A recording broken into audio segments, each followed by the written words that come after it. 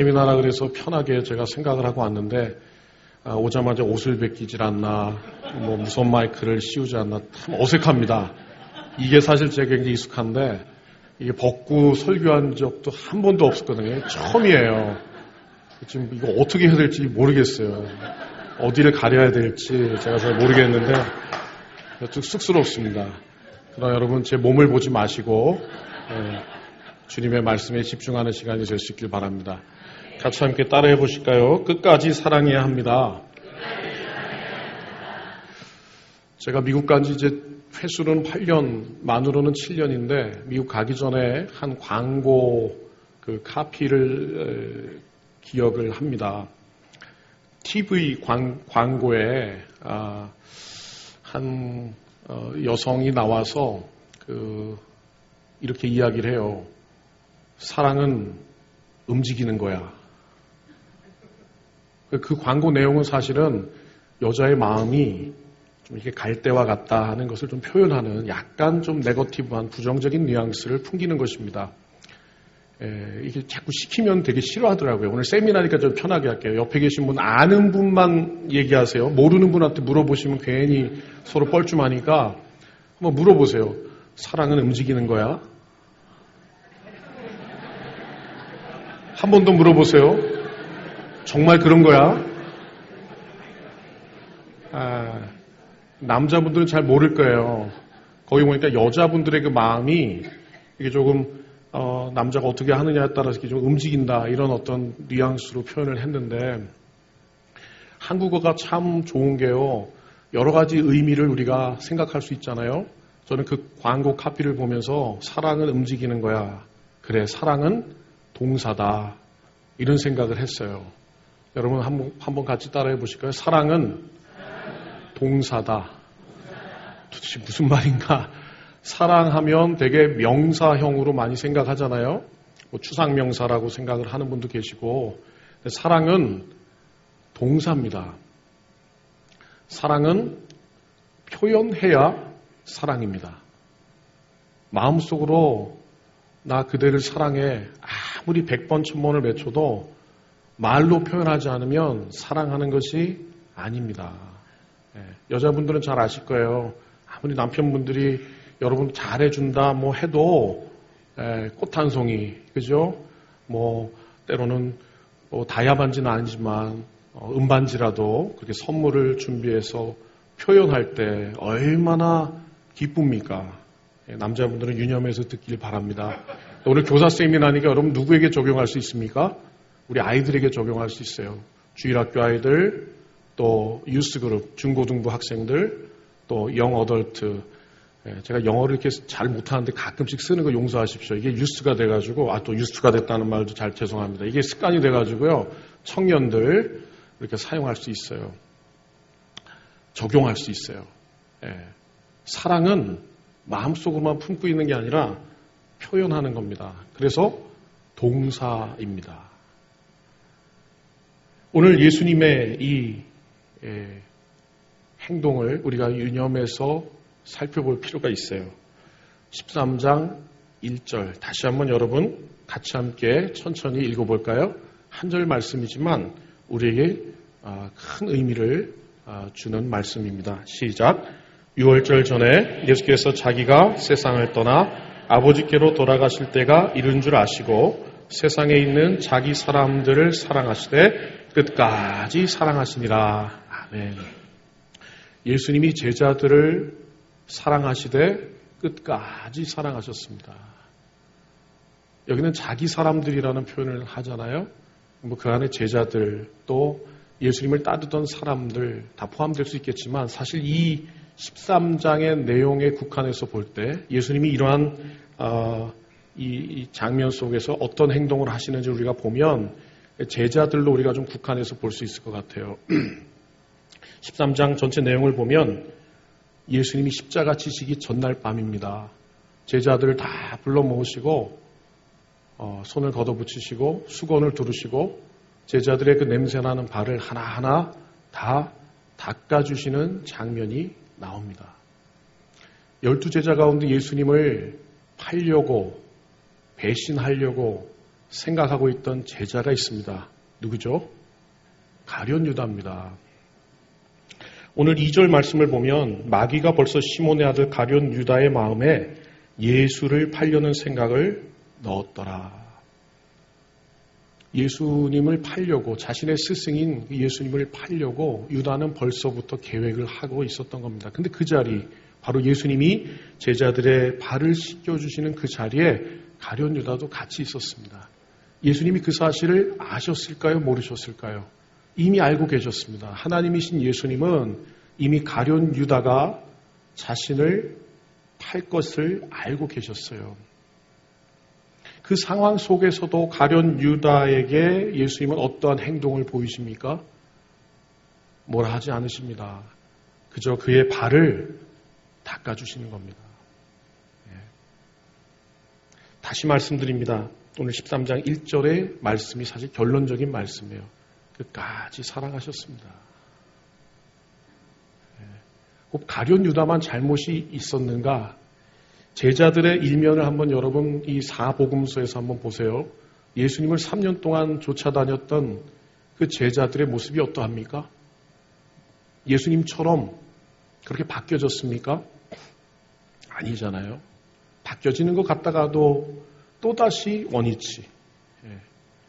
주는 그리스도시요 살아계신 하나님의 아들입니다라고 고백했던 그 바로 베드로가 곧 이어서 어떻게 해요? 주여 그리 마옵소서. 십자가 지지 마십시오. 예수님은 왕이 되셔야지 십자가를 왜 지십니까? 예수님 뭐라고 말씀하십니까? 사단아 내 뒤로 물러가라. 제자들의 모습이 완전하게 바뀌어지지를 않는 것 같아요. 예수님을 따랐던 제자들의 모습. 야고보와 요한은 어떻습니까? 서로 자리싸움 하는 거예요. 하나는 우편에 하나는 좌편에 앉기를 원했어요. 그 어머니가 찾아와서 예수님한테 간곡하게 부탁하잖아요. 그것을 본 다른 제자들이 분이 일어났어요. 화가 일어났어요. 도대체 저 사람들은 뭐길래 서로 자리싸움하고 있는 제자들의 모습을 우리는 성경에서 보고 있습니다. 가룟 유다만 예수님을 부인했습니까? 배반했습니까? 수제자라고 했던 베드로도 닭 울기 전에 예수님을 3번 모른다고 부인했습니다. 아니 저주했습니다. 제자들의 일면이 다 그래요. 예수님이 사랑하시기에는, 예수님이 품어주시기에는 너무나 형편없고 너무나 부족한 겁니다. 여러분 그 제자들의 모습이 바로 저와 여러분 모습 아닙니까? 우리가 무슨 자격이 있습니까? 무슨 공로가 있습니까? 그럼에도 불구하고 하나님은 우리를 사랑하셨습니다. 우리에게 직접 찾아오셨습니다. 그의 아들까지 우리에게 십자가에 달려 피 흘려 죽게 하시면서 우리를 속량하시고 하나님의 백성으로 인쳐주셨습니다. 그래서 우리는 뭐라고 말합니까? 하나님의 은혜라고 말합니다. 하나님 우리를 긍휼히 여겨주셨다고 우리는 고백합니다. 제자들의 그런 모습, 그러나 예수님은 끝까지 제자들을 사랑하셨습니다. 사랑이라고 하는 단어를 성경에서 다른 단어로 대체한다면 어떤 단어로 대체할 수 있을까요? 바꿀 수 있을까요? 사랑은 곧 믿음입니다. 한번 따라해 보실까요? 사랑은 믿음이다. 여러분 하나님을 믿으십니까? 예수님이 나의 구주가 되심을 확신하고 믿으십니까? 그 믿음 속에서 우리는 무엇을 또한 고백합니까? 하나님을 사랑합니다. 예수님을 사랑합니다. 그렇게 고백하잖아요. 사랑이라고 하는 그 단어를 믿음이라는 단어로 대체할 수 있어요. 예수님은 제자들을 끝까지 믿어주셨어요. 여러분, 우리가 가르치는 자녀들 내 마음에 다 들지 않아요. 내가 가르치는 대로 좀 따라와 주면 좋겠는데 그렇지 못하잖아요. 예수님을 생각하십시오.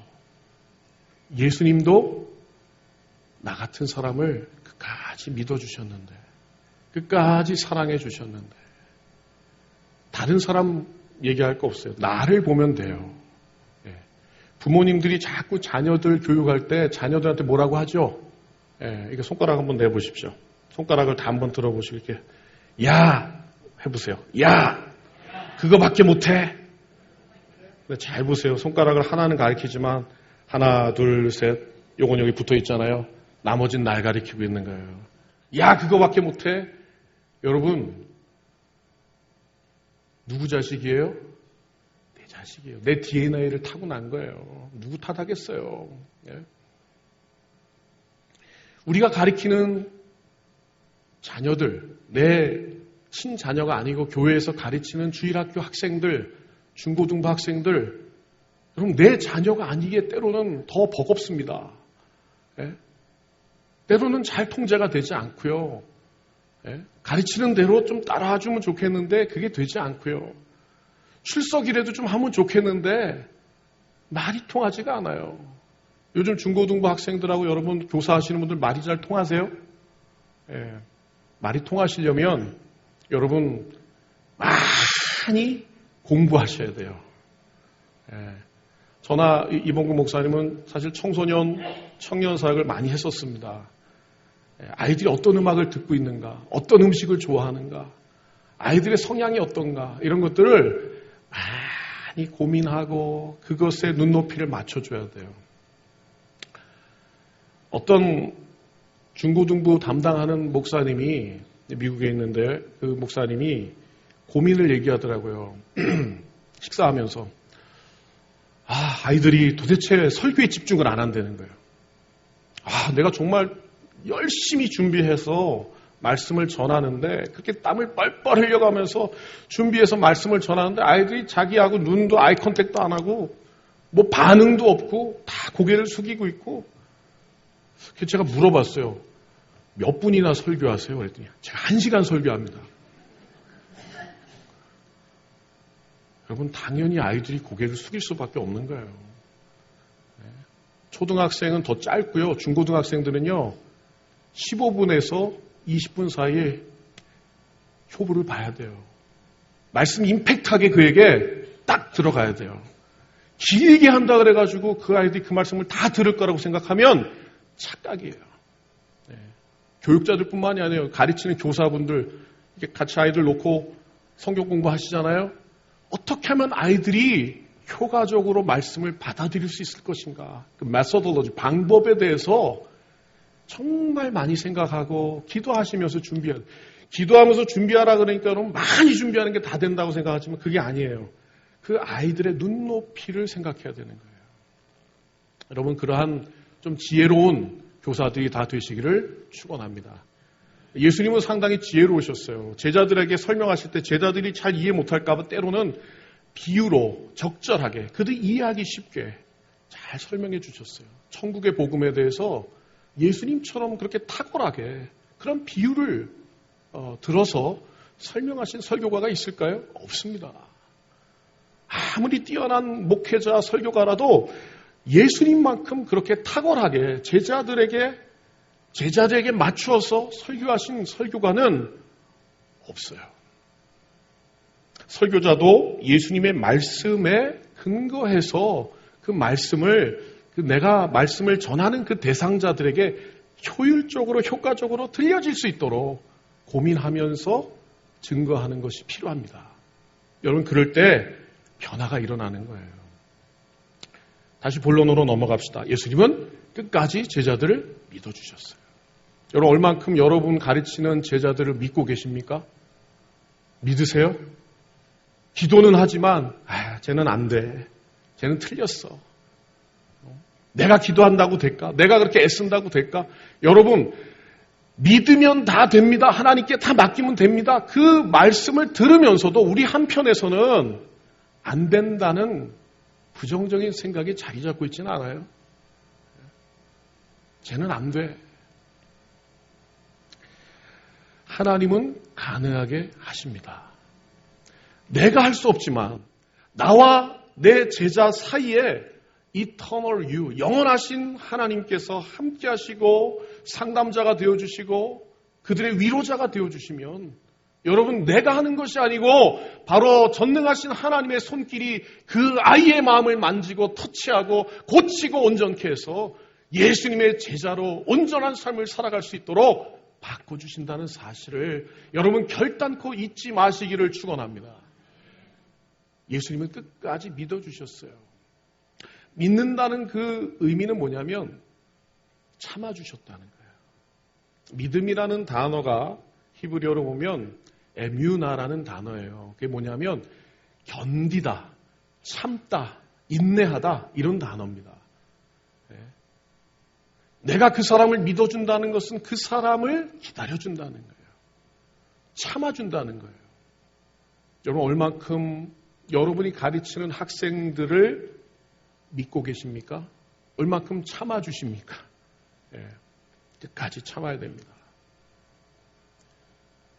내가 하는 것이 아니고 주님이 그를 바꿔주시고 그를 온전케 해주실 때까지 묵묵히 그를 바라보면서 기도해주면서 참아야 돼요. 여러분 그럴 때 하나님의 놀라운 역사를 우리가 보게 될 줄로 믿습니다. 한 명 한 명 여러분 학생들 얼마나 귀합니까? 오늘날 한국교회의 위기는 어디 있냐면 주일학교가 무너진 데에 있어요. 주일학교가 다 문을 닫고 있습니다. 미국에 있는 한인교회들도 마찬가지입니다.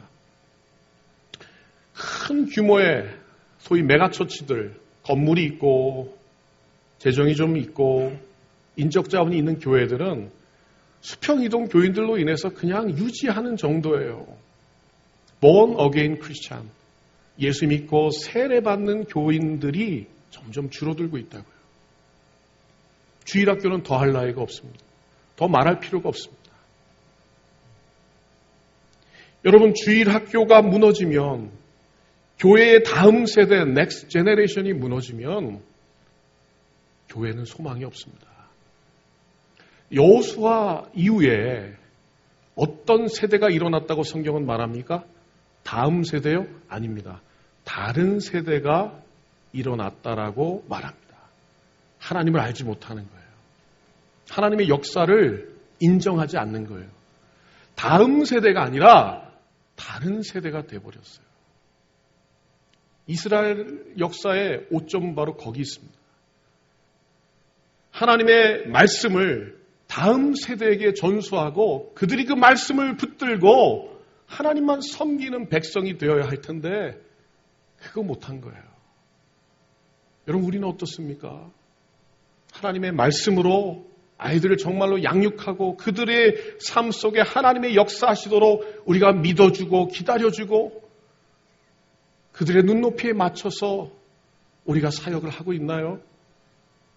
저는 모르겠습니다. 동원교회 교육부서에 우리 교사 선생님들이 얼만큼 그런 열정과 헌신을 가지고 섬기는지 저는 오늘 처음 왔기 때문에 잘 몰라요. 오늘 앞에서 찬양하시는 모습을 보니까 조금 느껴져요. 여러분들의 열정, 여러분들의 헌신. 다음 세대를 만들기 위해서 여러분 인내하십시오. 기다려 주십시오. 예수님처럼 끝까지 사랑하는 것, 그것이 바로 교육의 가장 큰 본질입니다. 세상의 교육은 그렇게 하지 못하지만 기독교 교육은 말씀 위에 서 있는 바로 이 교육은 예수님이 본이 되어서 예수님을 따라가는 바로 그 교육이어야 됩니다. 예수님의 본을 따라가는 거예요. 예수님이 끝까지 제자들을 사랑하셨다면 저와 여러분도 우리에게 맡겨주신 제자들을, 학생들을 끝까지 사랑해야 됩니다. 사랑받은 사람이 사랑할 줄을 압니다. 동의하세요? 여러분, 하나님이 여러분을 사랑하십니까? 얼마큼 사랑하십니까? 한번 옆에 있는 분에게 물어보세요. 도대체 얼마큼 사랑한대, 하나님이? 다시 한번 대답하십시오. 다 알면서. 다 아시잖아요. 같이 한번 요한복음 3장 16절 말씀, 너무나 기본적인 여러분 잘 아시는 말씀이잖아요. 같이 한번 암송해 볼까요? 암송이라고 하면 또 갑자기 순간적으로 이렇게 떠는 분들이 있어요. 그러니까 옆 사람이 잘 외우는지 안 외우는지 쳐다볼 거 없어요. 나만 외우면 돼요. 다 같이 한번 해봅시다. 하나님이 세상을 이처럼 사랑하사 독생자를 주셨으니 이는 저를 믿는 자마다 멸망치 않고 영생을 얻게 하려 하심이니라. 하나님이 세상을 이처럼 사랑하사 독생자를 주셨으니 그 세상이라는 것이 물론 하나님이 만드신 모든 피조 세계를 다 의미하기도 하지만 그러나 하나님이 세상을 할 때 그 세상 속에 내 이름을 넣어보세요. 하나님이 송호민을 이처럼 사랑하사 여러분 그렇게 아들 하나밖에 없는 아들을 십자가에 달려 잔혹하게 죽이시면서까지 저와 여러분을 구속하신 그 하나님의 사랑, 그 사랑이 어디에 잘 표현되어 있는 줄 아세요? 로마서 8장 말씀을 펴보시길 바랍니다. 로마서 8장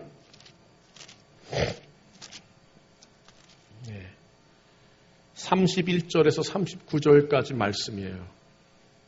제가 알아요. 성경 찾을 때가 제일 또 힘들다는 거 압니다만 여러분 이 말씀을 꼭 잊지 마시고 언더라인 밑줄도 치시고 매일매일 여러분이 한번 읽어보시길 바라요. 로마서 8장 31절에서 39절까지 말씀을 제가 천천히 읽겠습니다. 하나님이 우리를 얼만큼 사랑하셨는가. 그런즉 이 일에 대하여 우리가 무슨 말 하리요. 만일 하나님이 우리를 위하시면 누가 우리를 대적하리요.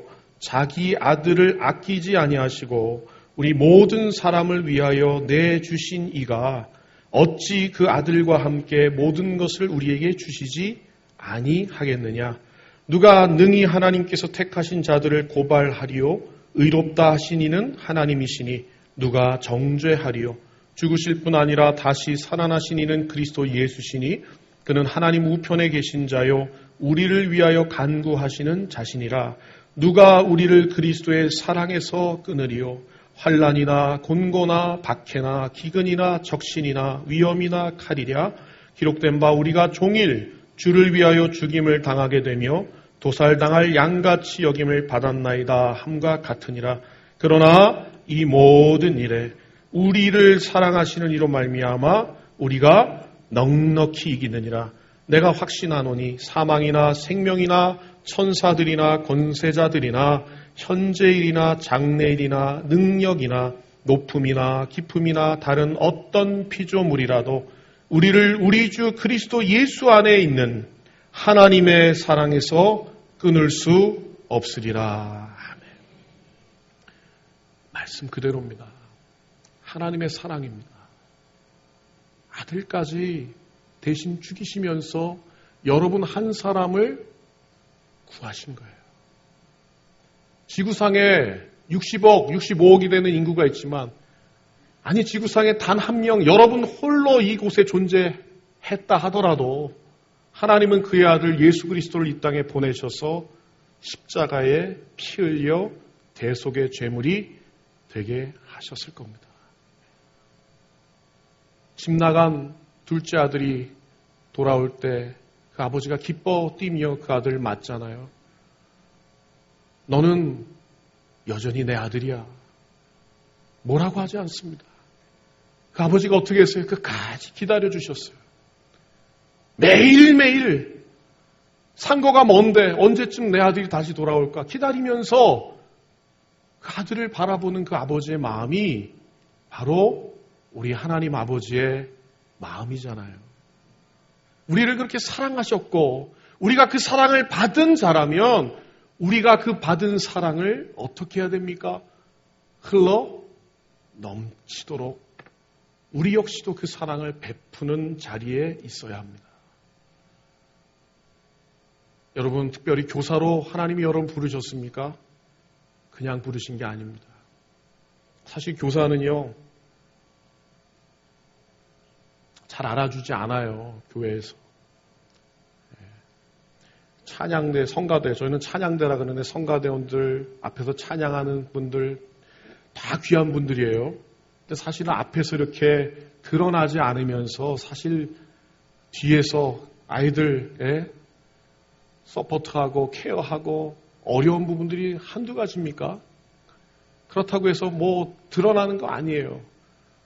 그러나 여러분 교사로 하나님이 여러분을 부르신 것에 감사하시길 바랍니다. 다음 세대를 준비하는 그 귀한 일에 여러분이 부름받은 거예요. 목사님이 이곳에 말씀을 전하는 자로 하나님이 세워주셨는데 그 목사님을 도와서 여러분 한 사람 한 사람 붙들고 귀한 영혼들을 예수님의 제자로 예수님을 닮아가는, 예수님의 형상을 닮아가는 그런 온전한 사람으로 만드는 일에 여러분이 함께 조력을 하고 있다는 생각을 해보셨습니까? 얼마나 귀한 일입니까?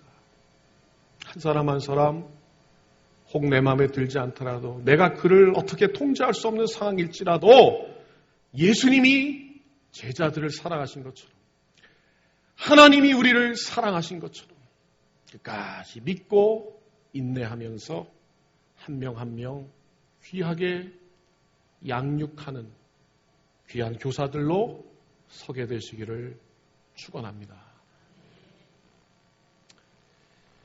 제가 한국에서 사역할 때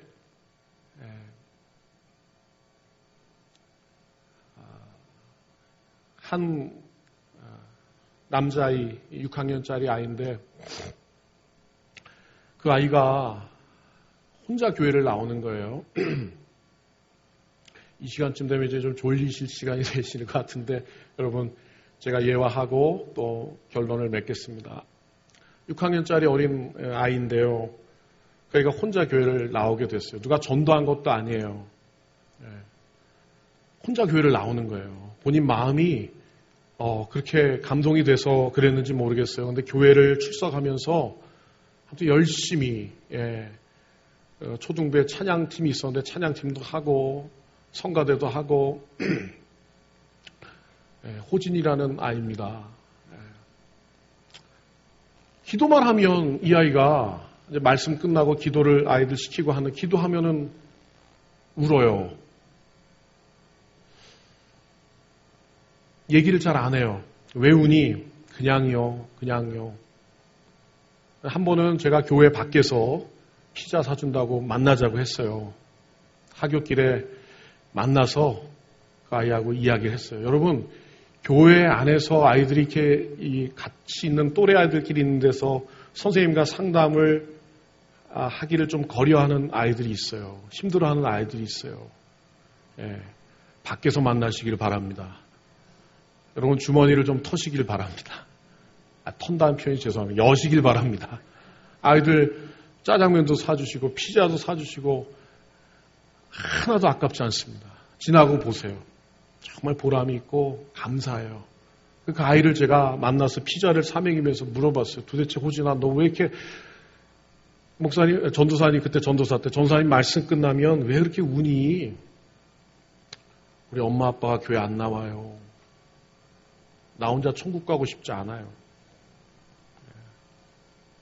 우리 엄마 아빠도 교회 나오면 참 좋겠는데 내가 이야기하면 아버지가 막 화를 내요.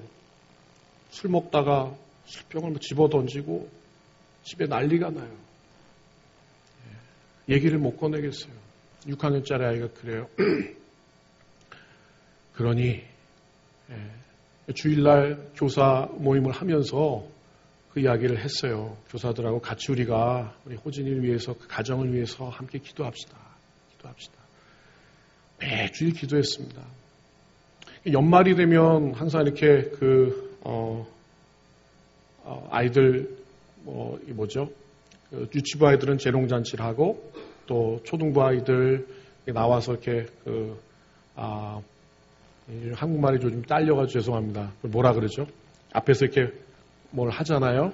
연말에 컨테스트 같이 그런 걸 하는데 그런 이제 좀 기획을 하고 있는데 다들 이제 직분자 자녀들, 장로님이나 안수집사님이나 권사님이나 자녀들이 주일학교에 많으니까 뭘 이렇게 맡길 때 주로 선생님들의 의견이 그런 직분자들 자녀들을 세워서 좀 이렇게 하면 좋겠다. 이런 의견들이 사실 많은 거예요. 제가 마음에 좀, 그런 마음이 들었어요. 선생님들하고 얘기하면서 이번에는 우리가 성극을 할 때 주인공 역할을 우리 호진이한테 좀 맡기면 어떨까요? 그 말 했더니 선생님들이 막 난리가 난 거예요. 그랬더니 얘가 없다는 거예요. 그렇게 하면 안 된다는 거예요. 예. 막 중직자분들이 막 항의하고 왜 우리 아이를 세우지 않았냐고 그러고 막 그런 얘기들 어떻게 감당하시려고 그러냐고 저한테 그러는 거예요. 제가 선생님들한테 그랬어요. 제가 다 감당할 테니까 엄마 아빠 교회 나오지 않는 호진이 우리 성극 주인공으로 세우고 그때 우리 부모님을 좀 초청합시다 교회로. 그랬어요. 예. 제가 그냥 좀 밀어붙인 거예요. 그 연습을 하고 그래서 그 성극이 이루어지는 그날 미리 그 부모님께 초청장도 보내고 과연 올까? 그 부모님이 과연 교회에 올까? 예, 우리가 기도하면서도 항상 걱정하고 그랬는데 정말 그 호진이의 부모님이 교회로 오셨어요. 예. 야, 아마 그 호진이도 반신반의했을 거예요. 과연 우리 아빠가 교회 올까? 우리 엄마가 교회 올까? 그렇게 내가 오자 그래도 오지 않고 아버지는 반대하고 술에 취해 있고 막 그런 상황인데 그날 보니까 아버지 어머니가 왔어요. 성극이 다 끝나고 다 무대 앞에 아이들이 서 있는데 그 부모님이 앞으로 걸어가더라고요. 얘가 얼마나 놀라고 기뻐하는지 막 끌어안고 아빠 엄마를 끌어안고 울더라고요. 또 예. 아버지 어머니도 감격스러웠던 거예요. 처음 교회를 나왔대요. 처음. 예. 아들이 뭐 연극 성극의 주인공을 맡는다니까 처음 한번 가서 보자 그러고 온 건데 교회를 처음 온 거예요. 예. 메시지를 듣고 놀라운 일은요, 여러분. 그 부모님이 그 다음 주일부터 예배에 참석을 하더라고요. 지금은 직분자가 돼서 열심히 섬기고 있습니다. 예. 여러분, 우리 교사들이 그 아이를 위해서 기도했어요. 특별히 그 아이를 맡은 담임 선생님은요, 금식하면서 기도했어요. 그의 부모님이 교회에 나와서 같이 신앙생활 하게 해달라고. 저 아이의 눈물을 하나님 좀 닦아달라고 그렇게 기도했어요. 여러분, 그렇게 여러분의 제자들, 학생들 위해서 기도할 수 있길 바랍니다. 하나님이 여러분을 그렇게 사랑하신 것처럼 여러분도 맡겨주신 제자들, 여러분의 학생들을 그런 뜨거운 마음으로 사랑하고 품고 그들 위해서 헌신하는 아름다움이 있게 되시기를 축원합니다. 이렇게 기도할까요? 여러분, 오늘 말씀을 생각하면서 끝까지 우리를 사랑해 주신 하나님, 나도 끝까지 맡겨주신 영혼들을 품고 믿어주고 인내하며 사랑하겠습니다. 여러분, 여러분의 학생들, 맡겨주신 제자들을 위해서 이 시간 얼굴을 생각하면서 그들의 삶을 다시 한번 돌아보면서 한 2, 3분 정도 간절하게 기도했으면 좋겠습니다. 함께 기도합시다. 그러신 주님 감사합니다.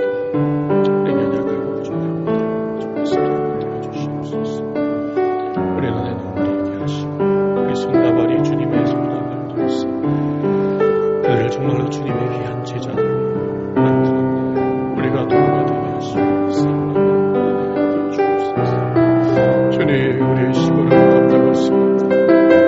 주님, 우리의 힘으로는 우리의 제자들, 학생들을 사랑하십니다. 주여, 우리 마음속에 다시 한번 주님의 사랑을 깨닫게 하시고 불붙듯이 부어주신 그 사랑 앞에 우리가 압도되게 하여 주시옵시고 제자들 주님의 마음으로 품고 살아가는 귀한 교사들 되게 해 주옵소서. 존귀하신 아버지 하나님, 예수님께서 제자들을 끝까지 사랑하셨던 것처럼 우리도 우리에게 맡겨주신 제자들을 끝까지 사랑하기 원합니다. 참고 견디며 주님이 우리의 자녀들을, 우리의 제자들을 온전케 해주시기를 바라보며 기도할 수 있는 귀한 교사들로 세워주시옵소서. 특별히 아버지 하나님, 우리 동원교회, 우리 이봉구 목사님과 함께 귀한 성도님들 이제 주님의 아름다운 일들을 감당해 나갈 때 지치지 않게 하시고 뒤돌아보지 않게 하시고 소망이 되신 주님 바라보며 묵묵히 이 길을 걸어갈 수 있도록 힘 주시고 은혜 베풀어 주시옵소서. 예수님의 이름으로 기도하옵나이다. 아직